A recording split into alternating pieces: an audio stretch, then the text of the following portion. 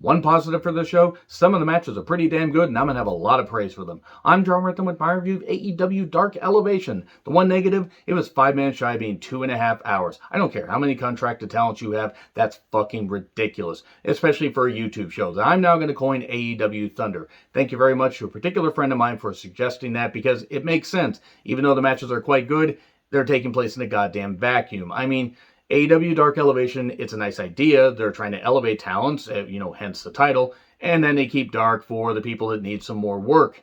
And they have a lot of people under their umbrella, Ella, A. And then they have Dynamite. That's 3 straight days of wrestling, though, every single week. It just seems like a lot. Let me know your thoughts in the comments. So, we have a Jon Moxley promo. He talks about not having the best 3 weeks, but, he's beat up.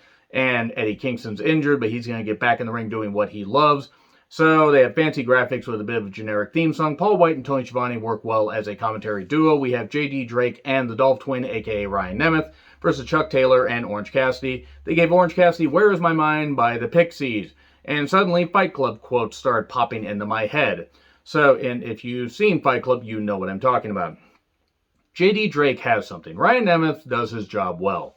And then, J.D. Drake getting hit by Orange Cassidy's finish. The Beach Drake. I worked hard on that joke. No, I didn't. And 1, 2, 3. Of course, Orange Cassidy and Chuck Taylor were going to get the victory. And then Miro, Kip, and Penelope confront them. Miro was very fired up, but I have no idea what he said. He was just so fired up, he didn't make sense. But he seemed like he meant it. And then they leave. And then they suddenly blindside them from the other tunnel. Oh, no. And then he's beating them with a shoe, was an actual quote on commentary. Who beat someone with a shoe? Honestly, Jon Moxley, coming from the parking lot, took on Bill Collier. I'm sorry if I screwed that up. He actually has a good look. You can tell he's well-traveled, and Mox can work. They, had a nice, couple exchanges back and forth. Pile driver, and then the Bulldog choke for the win. And then earlier today, Cody gives his weight belt to a kid. Okay, good gesture. And then Layla Gray versus Penelope with Kip. I think Layla Gray has a very nice look. And Penelope, I'm glad to see her being featured in the ring again. She hits a gutbuster eventually, 1, 2, 3. Ladies, though, did have a nice match here. I'm not saying that either of them are ring generals, but you can tell they were laying some stuff in, and it was good for what it was. And hopefully they feature Penelope more. Keep bringing Layla Gray back. I think she has something. And then the Gun Club, Father Billy, Colton and Austin. I almost said Aston. No, not Sean Aston.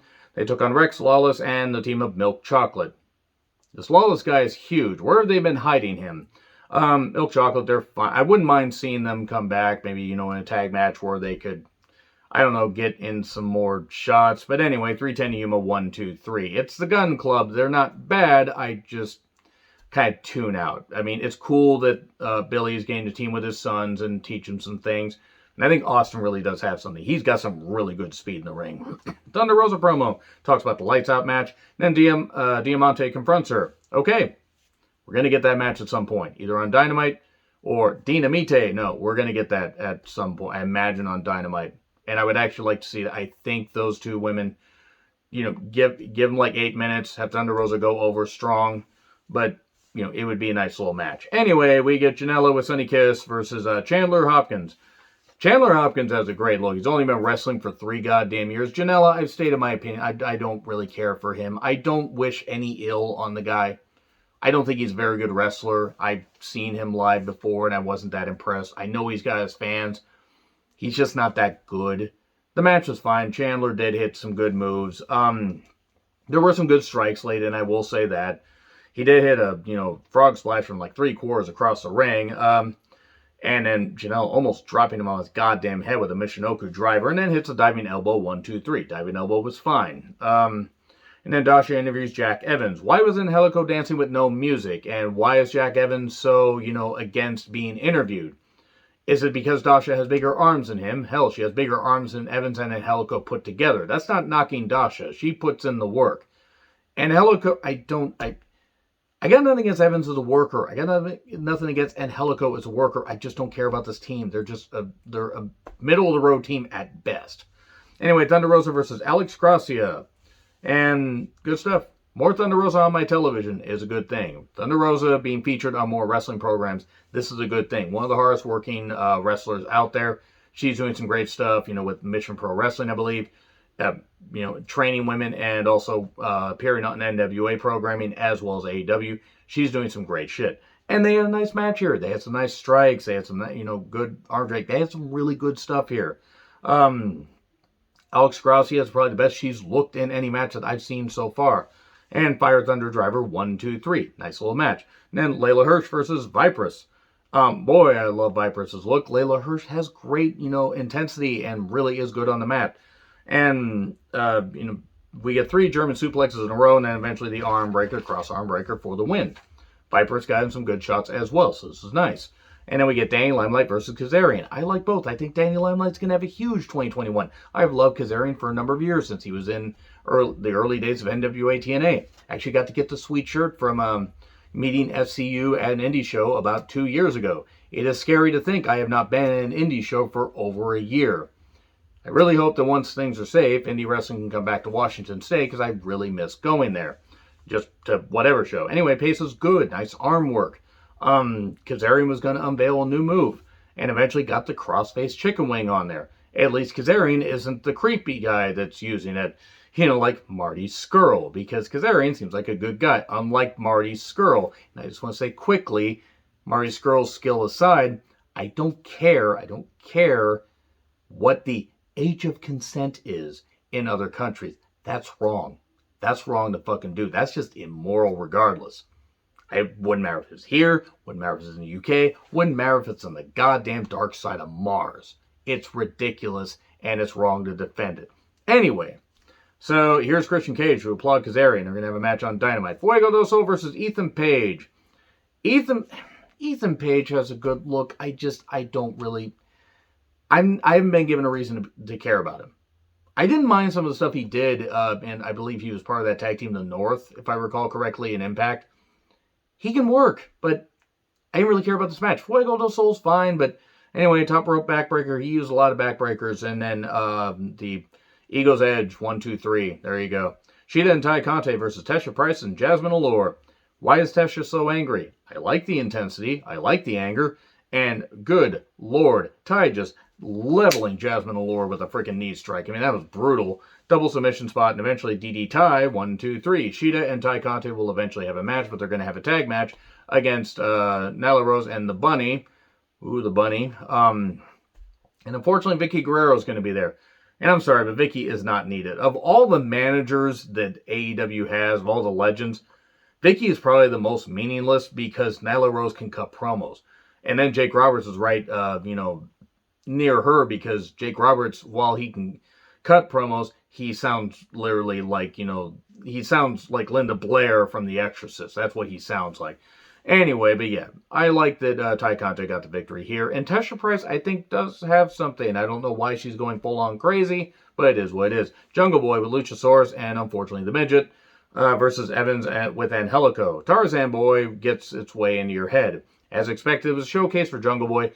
Evans can do some good stuff, but he crashes and burns more often than not. Jungle Boy's improved dramatically. Eventually, he catches him in the snare trap and gets a victory. And then QT Marshall and Lee Johnson versus Adam Priest and Aaron Faye. More heelish QT with... I'm not really sure I'm supposed to care about QT versus Cody. Hopefully, it's better than I think it'll end up being. Fry and Priest, they have good looks. Hopefully, they get some more time. And then Cutter to Priest, 1, 2, 3. Kylan King versus Ryo Mizunami. I love Kylan. I think Kylan's great. Only 2 years in wrestling. She has really improved a lot. First time I saw her, I said, holy shit, okay, yes, more of her, please. And Ryo Mizunami, she's interesting. I'm kind of sick of the gimmick. It's not really for me. But again, if you like her, that's fine. I did kind of find it funny how she put her glasses on Bryce Remsburg, the referee, and then held him. Is she miming was a line from from Paul White because she was doing the rope thing and whatever. Kylan King did get in some good strikes. We did get some chops. This went a bit long though. I didn't like the whole wait and chop me, I'll chop you. I don't even like it when they do that in Japan, even though I get why they do it. Sometimes I think it gets a little bit, stagey and ridiculous. Just proving your toughness. Okay, it still looks a little ridiculous. Anyway. Top rope leg drop, 1, 2, 3. Show respect at the end. 5 and 10 versus Vari Morales and D3. Full Nelson taps out D3. I didn't really care about this. Nothing against the guys involved. Dasha interviews Ethan Page, who talks about, racking up wins, and he's going to go out and watch the rest of the show. Bear Country package. Hey, we finally have a video package about 10 hours into this show. 3.5 years as a team. Brian Myers and Pat Buck had a hand in training them, making their family proud. This was some good stuff. Finally, Bear Country's. They're planning on staying in AEW for a long time. I think this team has something. And then they face off against Private Party, who is way cooled off by this point. I remember thinking, my God, Private Party, they're going to be so goddamn great.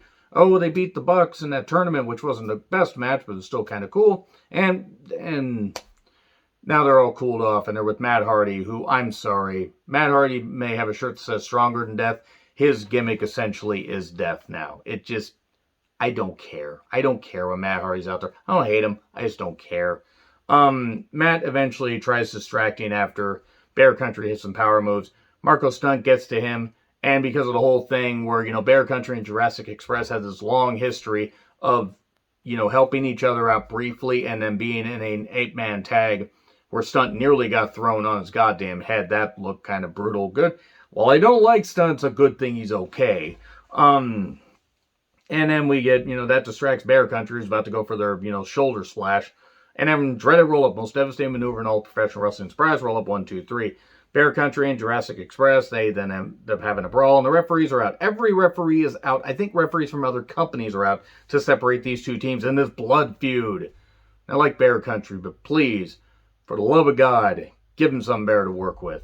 Or just have them squash Marco in a working way. Scorpio Sky versus Mike Sydal. Showcase for Scorpio Sky. Gets a heel hook for the win. Ethan Page comes out and attacks Matt Sydal after he tries to save his brother. No, get away from my brother. That's pretty much it right there. So anyway, let me know your thoughts in the comments. Like, share, subscribe, Twitter handle in the description. I'm John Retlin. I'll see you soon.